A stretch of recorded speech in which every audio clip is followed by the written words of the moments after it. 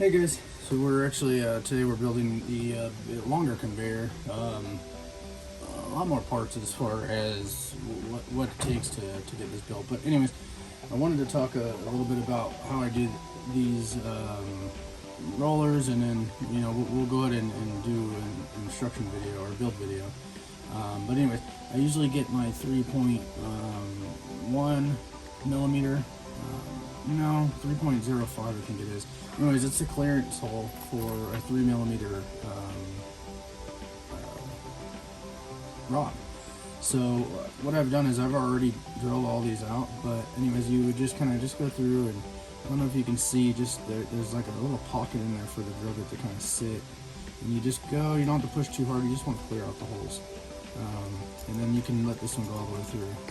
And then to test, you don't want to go all the way in, but you just want to make sure that it sits in there nice. So what we'll end up doing is we'll get our roller, slide that over, put that together, and then we'll go ahead and use our M2 by 6 millimeter Phillips head. And oops, you know what? I totally forgot. You also want to, this is going to help you in the long run. You also want to, excuse me, not this one. This one is the 2 millimeter side. So this is going to be for this to go through. But on the back side, the 1.5 mil, go ahead and drill that with your 1 point. I think this is a 1.6. And you'll drill these, and this just makes it a heck of a lot easier. You don't have to set these screws with by hand, or excuse me, by power, or like a power tool. You could do it all with your hand. So now that we got that done, let's go ahead and put it together. Oops. Come on now. Alright, so now we'll go ahead and screw it in. Oh yeah, so just drilling that makes it so much easier. And then we'll go ahead and finish it off. Let's speed this part up.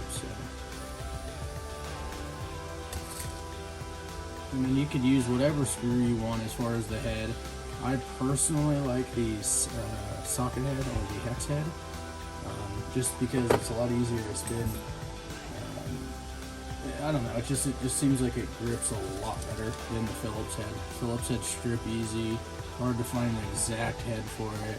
But with these 1.5s, you just, I don't know, it just feels so much better, a little easier to hold.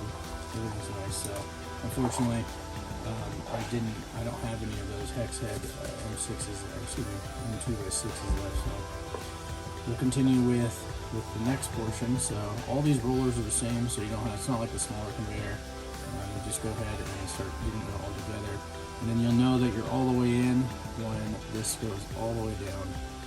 And that allows it to stay in there. It ain't gonna come back out. You can get it back out by taking this apart, taking this out, and pushing it. But as far as once it goes together, this is how it is. So let's get this other side done. There's a lot more room on this conveyor than the smaller one, so I was able to get a lot more clearance on things and all that good stuff. So these roll so nice, and these are the rollers without the bearings, by the way, and I like them. No, that does not look like it's centered. Oh, I guess it's the bottom one. Do you see that? It looks crazy. This side looks decent, but this side don't look centered. Let's test her out. So another thing too is with these rollers, unfortunately, I'm going to update the files, but with these ones, I thought I did a good clearance for it, 3.25 millimeter. If you guys have any issues with that, message me, comment, whatever you want to do, if you have any issues, and we'll fix them. But I thought 3.25 was more than enough. It seems as if PETG is a little better as far as tolerances. PLA, not so much. PLA is really tight. But anyways, I think I'm going to go ahead and test fit a 3.5 millimeter hole to see if that works. That way we don't have to drill it out, because drilling is just a pain in the butt. But what I ended up doing is putting this 3.05 millimeter drill bit inside the drill, and essentially just had the drill and it just had the drill spinning and just kind of moved it up and down like this with every one. It's a pain, but you know, I don't know what model, or I don't know when building any model isn't a pain. Usually it's the smaller ones that are a pain anyways, but so I think we're good here. So I'm gonna go ahead and build the rest of these, and then we'll continue on with the next portion of the video. Okay, so we got all the rollers done. Essentially what I ended up doing is, if you kind of shook these a little bit, it would, let me grab the first one, it would kind of, the pins would start to come out. So what I ended up doing is just putting a dab of super glue right on the end, or CA glue right on the end. Not too much, because I don't want to permanently lock them in, just in case anything happens. But what this will do is just keep that pin in place, just create kind of like a little barrier right there. So I got all those done. We'll go ahead and let those dry. What we'll move on to next is start building the frame. So I'm going to start from the very, very bottom where the hopper and the tensioners are. So I already did this one side. What you'll do is you'll go ahead and grab your first half piece, which is essentially just half of one of these, and then use your M2x8 screws and start going to town. I actually am short on these M2x8, and I do need to get this bad boy built. So I am using these M2x10s. So you could definitely use an M2x10, but bare minimum would be by 8. I'm going to use the 8s for the rollers, because those are limited as far as how far the screws can go in there. So anyways, we got this side on. I'm going to go ahead and get this other side on.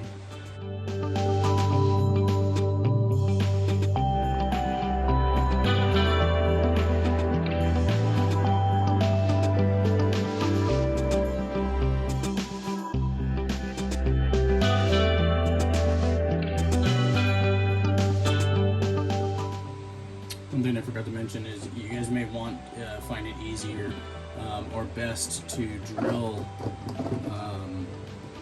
these holes out first on the frame part. Any piece that you're going to be screwing into, because this is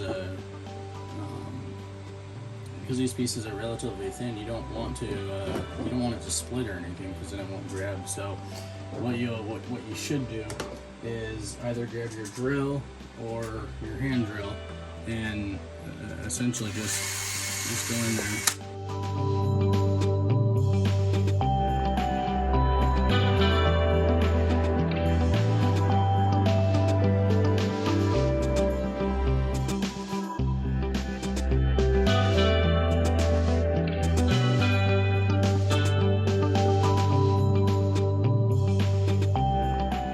This way. So your right side is going to be your full round on the bottom, and then the left side, where the walkway will be, the catwalk, is actually flat on this side, and that's for the catwalk and the handrails. So there's, I can't remember if it's this one or not. One of these, I don't think it's this one, but it'll kind of go like this, and it'll allow the rail, or excuse me, the catwalk to sit just like this. So I'm going to go ahead and again just continue getting the rest of these done, and or excuse me, I'm going to go ahead and get this on, this one piece, and then we'll go ahead and get the tensioners and the roller on. But I will come back with the video before I do the tensioner. I'll get the rollers on and such, and we'll continue. Alright, so we got the next piece on, the next bottom part of the frame. So here's that. I'm going to go ahead and start getting some of these rollers on. Let's just go ahead and get the first one on. So again, just make it a habit to pre-drill these, just in case you don't want them to split. You don't want to start gluing everything. But just take your time and be patient, and everything will work out. But anyhow, I'm going to go ahead and grab our 8 mil. Unfortunately, they couldn't find the black on this one. Should be okay. So now you're only going to use the just like the smaller conveyor. I don't know if you all of you guys have built it, but you're going to only use the bottom one and the middle one. And this is the top one was meant to be for if we needed any guides on there, or anything to help with tracking. But I don't think that this conveyor is going to need it. This conveyor is a lot easier to get the tracking. So that tracking is when the belt goes to one side or the other of the, to the left or right side of the frame. Usually, if you're getting tracking, it's most likely because something is wrong or your tensioner is not. Both sides of your tensioner are not running.